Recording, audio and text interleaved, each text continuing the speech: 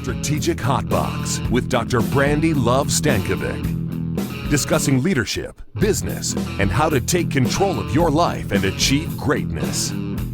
From the streets of Las Vegas, energized, informed, and never diluted. It's time to kick some ass. Hey, it's your girl, Dr. Brandi Stankovic. Welcome back to the Strategic Hotbox. I'm so excited that you're here. And for anyone that this is your first time, we come at you live from all different places. Sometimes we have boots in the dirt and we're on site with different locations. Sometimes we're in the studio. And now, today, we're coming to you virtually live because our guests are coming to us from Michigan. So we'll hear more about them in just a second. At the Strategic Hotbox, we learn, we love, and we kick ass. So in the learn section, we learn something new from a subject matter expert, somebody that's out there in the industry making things happen. And then we also love, business is all about relationships and getting to know each other and networking and how we can choose love in the world around us. And then finally, as always, we will give you some takeaways, something you can start executing on today so you can walk away and kick some ass. So are you ready to get started? I'd love now to introduce you to our guests. I have two really good friends. We go way back. We've worked together. We've worked together on projects. We've been in the industry together. This is Nick, Olexa, and Aaron Kluck from Storyfi. Welcome, my friends. Hey, thank you. Thank you for having us. Excited to be here. And it's been a minute since. Are you guys coming to us live from Michigan? Are you both in the same place in Michigan? Where are you on the planet? Yeah, we're both in Michigan. I'm in Metro Detroit, and Aaron's just north of Metro Detroit. I'll let you tell him where you're from, Aaron. Yeah, Lapeer, Michigan. So a nice, cozy little farming town, about an hour north of Detroit. So a little bit of a different kind of culture than I'm coming to from Las Vegas, but you know, I like to hear all the stories from all the things. And you have been up to I would say up to no good, but you've been up to some good. So tell me what's happening. You've got a new business. You're changing the world. You're becoming media masterminds. Yes, no, we're really excited about this new development. So really, at the tail end of last year in 2022, a consortium of credit unions came together. And they essentially offered to purchase our video production team from our previous employer, where Brandi and I and Aaron all worked together, CU Solutions Group, now known as CUSG. And that sale transaction actually went through in early spring of this year. They brought me, the consortium brought me over as the CEO to run that company and to really grow it beyond where we're at. So in the few short months that we've been in business as a standalone organization, we've been able to add 3 team members. We're looking at a 4th team member. So we're growing real fast. But what is our mission? What are we trying to do? We see ourselves as a boutique video agency. We're not an all-in ad agency. We're not trying to do everything under the sun. What we do is we do video production, everything soup to nuts, and then things that are video adjacent, like buying or doing media planning and buying that media, doing like a targeted media buy for that content. And that's really come out of our experience in the last decade or so working with credit unions and other financial institutions. We would create this beautiful piece of media for them, beautiful piece of content or a series of content, an actual campaign. We would hand it off, and then the question would be, now what? What are we going to do with this? And what we're trying to do is we're trying to expand our offerings so that we have a comprehensive suite that we can say, here's what you can do now, and make it more of a comprehensive offering. And that's a big difference from where we were at under our old company to where we are as a standalone Storyfi. And the very name Storyfi, what is that about? It's about taking the narrative that your organization already has in place, that is striving to write just in how they live and operate, and taking that and making a story out of it, finding the story and being able to tell that in different ways. So we're really excited to be on our own. We're really excited to really grow this business. We have an exceptionally talented team. And Aaron is our Chief Operating Officer and Chief Creative Officer. And I'll let him say a couple of words here. Yeah, super excited to be on with you both, and really excited about what we're planning on doing, over the next few years in the space. A lot of potential. We're working close with a lot of, regional and community-based financial institutions. There's a lot of potential, a lot of growth, and a lot of need in the content and media space, and we love being, one of the solutions to help them out.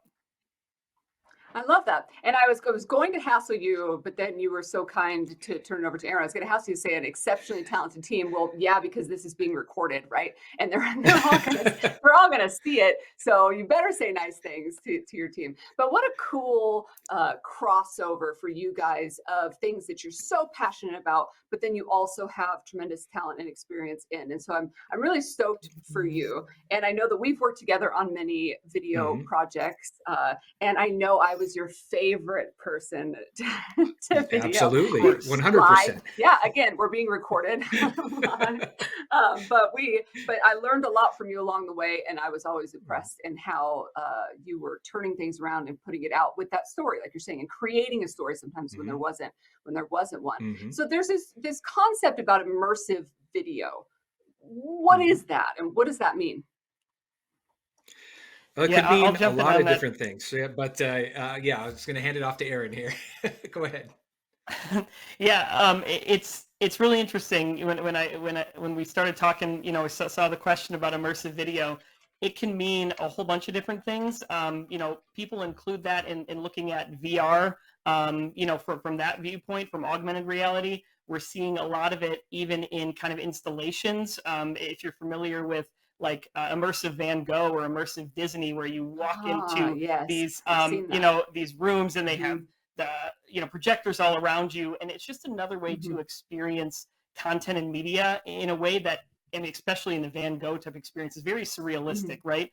Now, Sure. specifically for brands and where they might start seeing these, I'd say uh, expedition halls, event spaces, trade shows, Mhm. all great spaces to use immersive video. It can be everything. I think when I was a kid, the first time you start seeing video used beyond just a screen.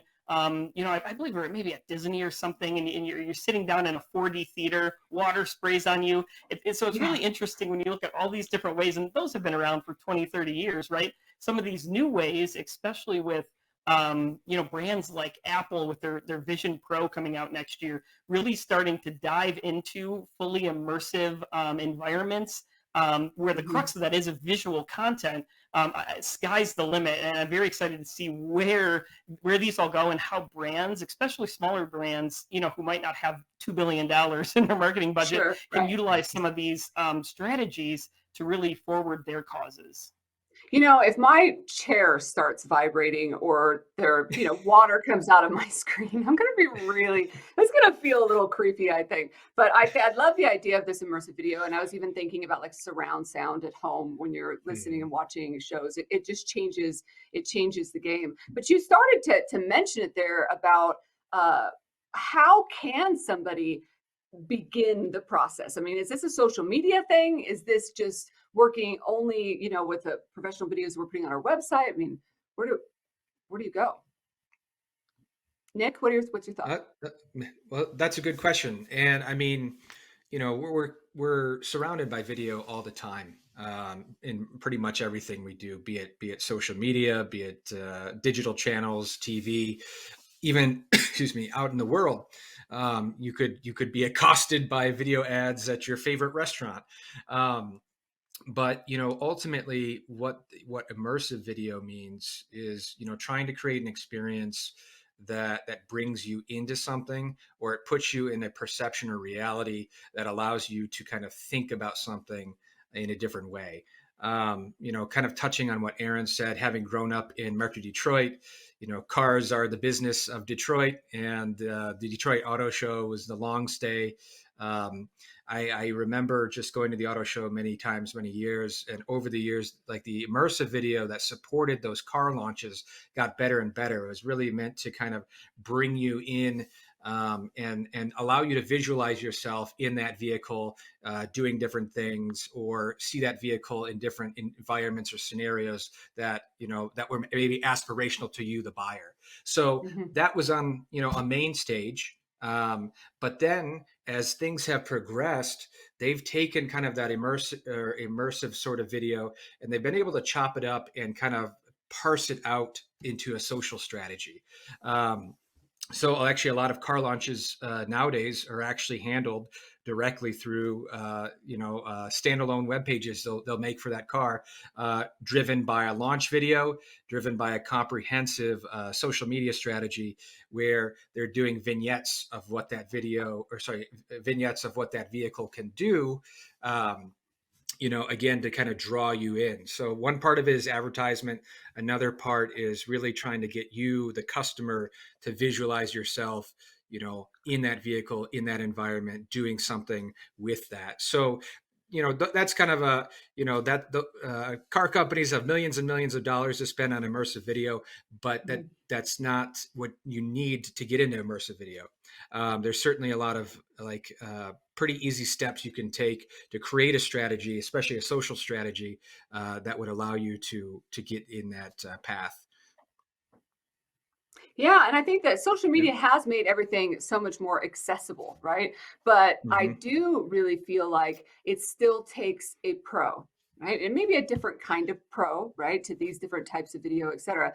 But it really does still take somebody that knows what they're doing, because otherwise you can look amateurish, even though it's an amateur platform, even though it's social media, right? You can look amateurish Hmm. really quickly, right? So do you recommend that people get support when they're even doing social media?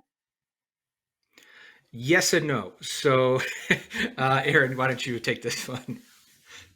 Yeah, it's really interesting you bring that up, because a lot of times the issues might not even be that you can't do it. It's just what you might be doing might be, if you're using only internal resources, might be behind the times, right? And behind the times could be 3 minutes ago when it comes to social. So you have to be very careful when you're doing things like that, because as a brand, when you're jumping on a bandwagon of something that is working and it's clean, that could take a really negative turn. You know what I mean? Mm, A day down the road because of some influencer who does or says something. And so you got to be very careful right. with that, especially with paid influencers. But I do think you can definitely do some things on your own.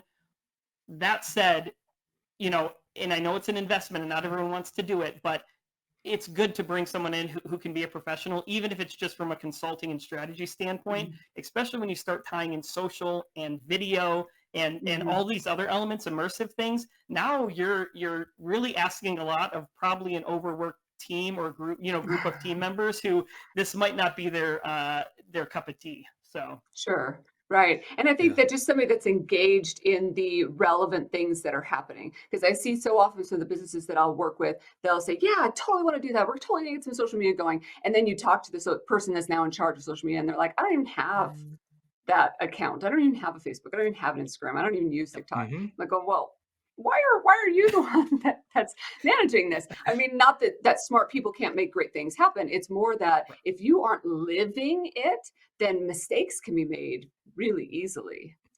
mhm. Yeah. Uh, I mean, and social media requires a commitment. mhm, You need to develop a cadence. You just can't post once and then hope that you're going to get this audience and followers. Like, you have to keep it mhm, going, and you have to build off of the success, each time. mhm, And there's something to be said. A lot of younger team members that a company might have on staff, probably well versed in social media, probably could put a relatively simple social media plan together. But kind of what you had said, when you start tying these digital channels together, when you try to create a more comprehensive strategy, that's when you really need to elevate it to a professional level and get someone in there that either has the know-how or can consult with someone that has the know-how to really start developing that out.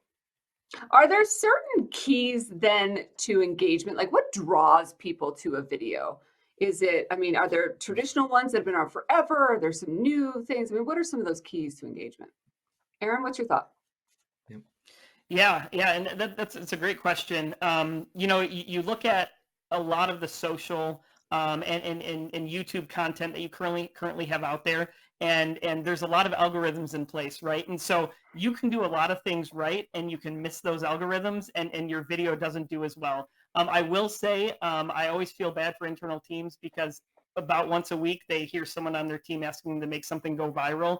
It's not that simple, obviously, but there are steps you can take. A lot of it is about creating something that is going to get people to watch, right? I mean, that's the equivalent of engagement on the front end. Can you pull in their attention in the first second, the first 2 seconds?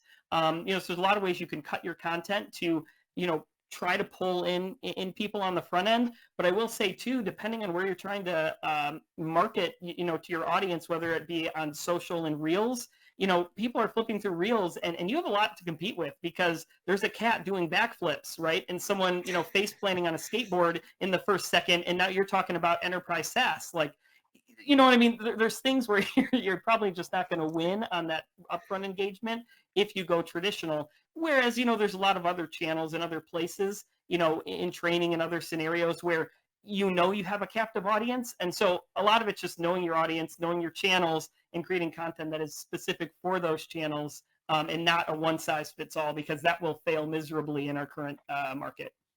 Yeah, and I think that knowing your audience really is crucial in that, right? Because not everybody consumes content the same way. We even find that at the Hotbox, we'll have one guest who is well watched on YouTube, right? We'll get all these views on YouTube, and then another that won't have, nobody will even watch it on YouTube, and then somebody else where everybody's consuming it on Spotify or Apple or whatever. Like all of them are so different, and sometimes there's method to that magic, right? Sometimes we do it on purpose, and then there's other times we look at each other going, how the heck did that happen, right? And so I think that it's a balance of that. Nick, did you have something to add? Yeah, I mean, when you're talking about themes, common themes that we see in a lot of projects are, really pulling at the humorous elements of a story that we might create. Other times it might be more of an emotional tug. One of the, I guess, the caveats with if you go the emotional route is that certain demographic could see that more as pandering. You're trying to make me feel this way, as opposed to say humor, where you will either choose to laugh or not, but you're not necessarily feeling completely pandered to.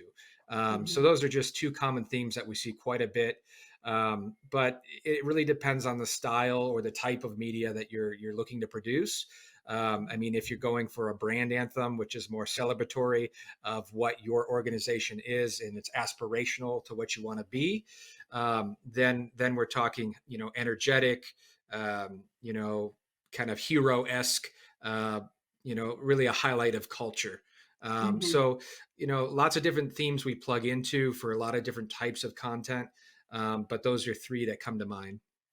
And that's playing to that trends that you were speaking to earlier, right? So that's where trends can be really beneficial, but also can hurt us. Like when we jump on a trend, and whether it's a TikTok type video or a fast-paced, fast-cut video that might be used professionally, those things will work right now, but they could go out very quickly, but they also could work against you. Like I've seen brands jump on trends and then get in a lot of trouble for it too, because it's not authentic or organic. Nick, were you going to say something? And actually, yeah, we're right in the middle of producing a holiday campaign right now, and we were trying to find alignment with kind of some trending things that are happening, at least on TikTok and Instagram. And this campaign will air very, very shortly, but and we produced it in a very short amount of time. But there's a chance that even 2 weeks from finishing production and editing to getting it in digital channels, that one or more of those pieces will not necessarily be in alignment with what's trending. So, sometimes speed is the name of the game if you're trying to attach to something that is trending.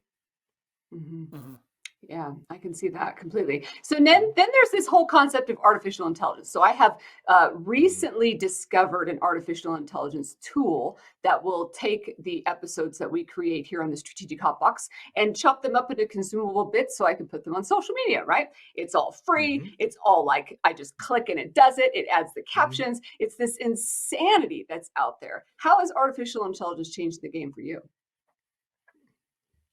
I'll let you take this one, Aaron. It's really exciting, and on the same end, I know it's scary for people. Talk to a lot of people in our industry, in adjacent industries, writers, editors, designers, photographers.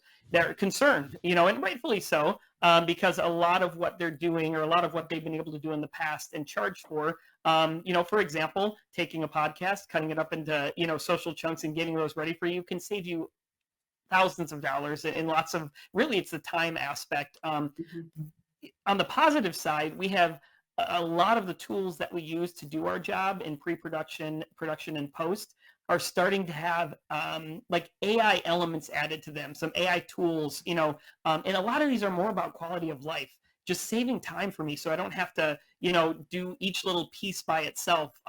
Is it always perfect? No. And there's a lot of work you have to do to it and with AI tools to get them to work right. It's almost like learning how to paint, right? You're learning a new set of tools, but it can bring a lot to the table, can save myself, my team, hundreds of hours a year on doing some of these pieces. And so I think there's a lot of potential. I don't think we need to be afraid of it. I think we need to be cautious, going into it. And the only other thing I'll say about it, looking at people, just a little call out to our industry, the entertainment side, talent, actors, writers on that end.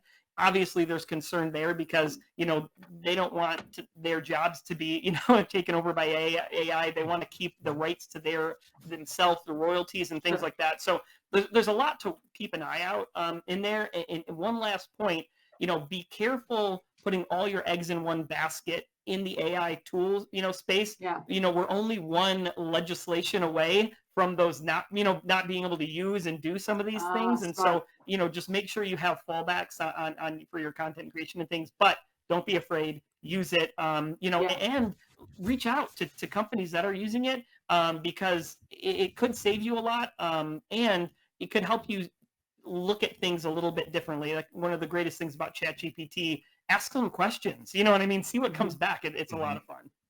Yeah, no, and I'm with you on that. It is what is produced by these AI tools definitely takes some, I don't know, massaging is the word I'll come up with. Yes, that's a great word. It's a great word. Periodically, it will have, it will take a wrong turn, or it'll do, but it does cut things down, like as far as eliminating some of the pauses or whatever in the video, or automatically creating the chunks. But it definitely takes a human behind it that has some sort of skill set to understanding it. So it's smart to reach out to companies and see what they're using and how they can help use that with the tools that you have as an organization as well. But you spoke a little bit to, it's kind of like painting. Is video and edit and all of these different pieces, is it an art form or is it a technical skill? I mean, you tell me. It's kind of both. It's I always call it an imperfect science, and the imperfect part is really the artistic I guess effort you want to put into it. And I say that there's very much like a technical know-how that you need in many different elements of production. Be that planning, a light scheme. If you're lighting a scene, you have to have a very strong technical know-how and ability to do that and do it well. If you're editing, there's a lot that goes into that isn't necessarily just dropping clips in and then putting transitions or effects on top of it. So there's the element where it's very technically heavy, but then it's those who come in and they're able to to really draw out the clips that are going to help tell the story. So there's many clips when you do an interview or you're out getting B-roll that will tell a similar story, but the certain clips will tell a better story than others. And that's where the artistry comes in. That's where talent comes in for an editor. So it's like they have the technical know-how, they know how to do an edit, but they also know to look for certain things that are going to tell that in a more poignant way. And that's something that we've had many, or at least a decade worth of experience doing, if not almost 15 years now. And I love, not to kind of put a little snippet in here, I absolutely love working with somebody that will run with it, right? I mean, it's kind of like when you go get a tattoo. How often you go to some people go to get a tattoo and they're like, this is exactly what I want, 11,000 photos of it, this size, whatever. And other people go and like, I kind of just want this. and then allow the Mhm. artist to create a little bit around that. And I know I probably just, pissed off a whole bunch of tattoo artists listening, but I feel the same way about video. Some of the video people that I work with, Mhm. like, I didn't really know. I know I wanted to have energy. I know I wanted to have this and kind of have some elements, but I Mhm. like the artistry that comes from the people behind the camera as well. And I like when we are given the creative license to do that. Certainly, if you have a brand architecture, we can follow that to the T. It can look exactly, as you say, exactly how you want it, based on 10,000 photos or a 30-page deep brand guide.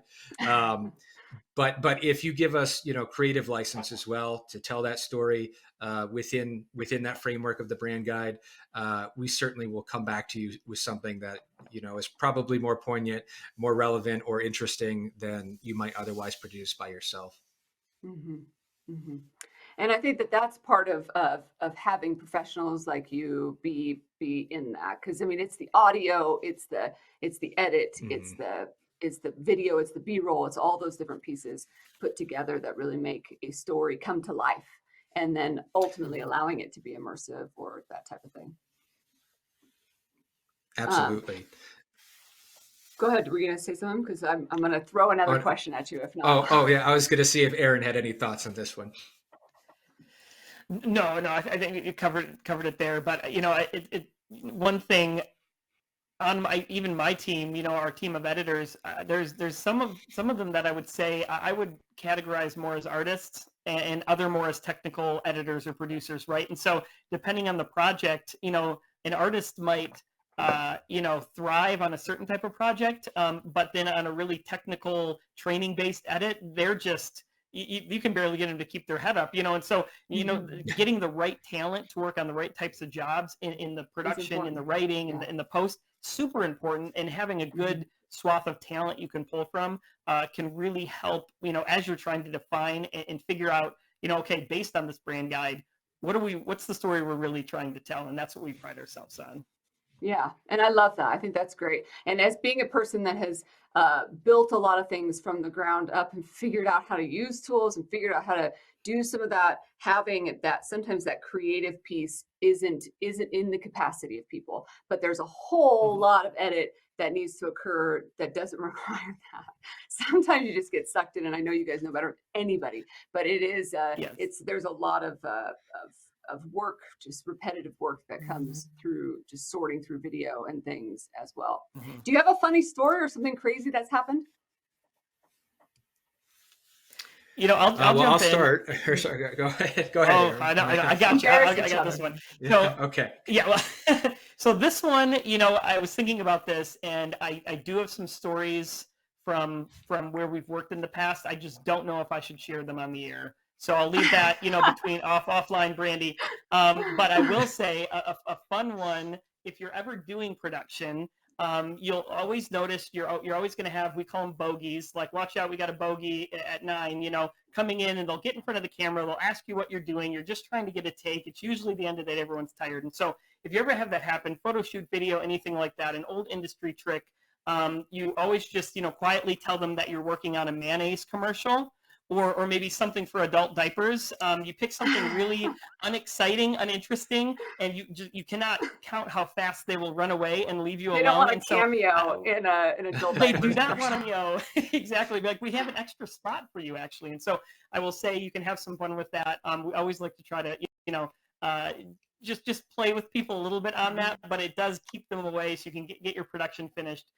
So, take that from that what you will next I'll time you're steal that recording one. a Yeah. podcast on site. You have a mayonnaise podcast. Super, super important. So. I And love it. what's so interesting about that is when we're doing a field production, we're out there in the public somewhere. We've rented a space, or we're just out, outside somewhere. We are approached by quite a few people, more people than you would think, that say they have a production or had a production background, were in production, or are adjacent to it, and they offer to help. So it's just kind of an interesting aside that there are so many people out there that have some form of production experience, and certainly are willing to lend a hand. Or claim that they do. Or Everybody's an exactly, expert. everybody's Everybody's a overselling their photographer. abilities, right? So, yes, Yeah. yes. All right, so I have some questions for you. We'll start with Nick, and I'll ask these both to you first, and then we'll switch over to Aaron. If you could, you would blank every day. Nick? That's a good one. I don't necessarily make the enough time for my wife and daughter on every day, and I'm putting a lot toward work. I would probably take a beat to really just kind of dive into what my daughter did at school, and really hear about what's going on with my wife, and her job. We try our best, but sometimes work gets the better of you. But family life is much more important in most respects. So got to make time for it. Well, that's very sweet. Aaron, how about you? Mine's going to be on a similar vein, and maybe it's just because Thanksgiving's coming up. But I would take some time, and I do try to do this sometimes. But miracle mornings don't always happen. So be intentional about being thankful. About the things that we do have in such a fast-paced and crazy world. With social media, everything has to be so quick and so instant. Taking some time to be really grateful for our jobs, for our families, for opportunities, to make connections is really big. And I think, probably ups the positivity you're going to have that day if you take some time in the morning to do that. You guys are so sweet. I think my answer would be eat donuts and not get fat. Hey, there's nothing with that. There's nothing wrong with that. And let me tell you, I love some donuts. Nick, the world would be a better place if? World would be a better place if we all took a little bit more time to understand each other. I know there's a lot of world turmoil all the time in every part of the world. I think oftentimes we're quick to rush to judgment and not really, take the time we need to try to understand where the other person is coming from. I'm guilty of it. Everyone's guilty of it. But, just a little bit more patience, I think, to try to hear people you disagree with, hear them out. Yeah. Aaron, the world would be a better place if? I think the world would be a better place if all of the people on our teams who are actually doing the work got a chance to have a bit more of a say, and I think we're getting to that place in our society. But there's so many great ideas there that I think get hidden or covered or, kind of just stuffed, because they're so busy doing busy work. So I would love to just hear more. And I think that's happening, but I think the more ideas we can get out there, the better we're going to be as a society. I love it. Thank you guys both for being here. Stick with me, but we're going to head out and hear from one of our friends in a shout out. I'm Peter from Poland, and you are listening to Brandi on Hotbox. Yeah, just right now.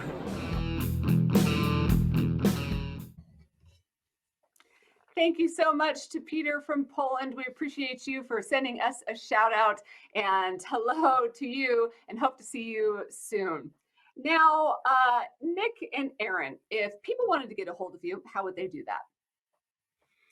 Well, you can email either of us. I'm Nick at storyfi.com. That's STORYFI.com.